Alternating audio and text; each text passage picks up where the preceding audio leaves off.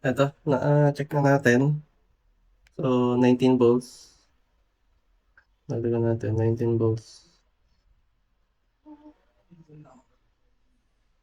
Yan, 19 volts. So, pagka naglagay tayo, magkakaroon siya ng drop. And then, pag nag-power, ayaw. So, wala siyang response. Wala talaga.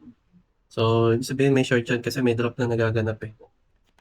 Ang gagawin natin, picturean yung mga importanteng parts, then dadalhin natin to para ayusin yung board sa bahay.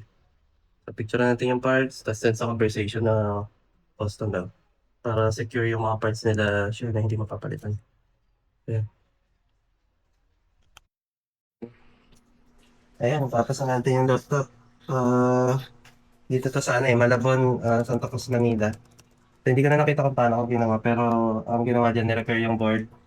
Merong shorted na capacitor. So, nung natanggal natin yung shorted na capacitor, ayan, working na, gets na. So, next time na may ganyan, ito try natin na i-document yung pati yung kung paano siya ginawa. Next time.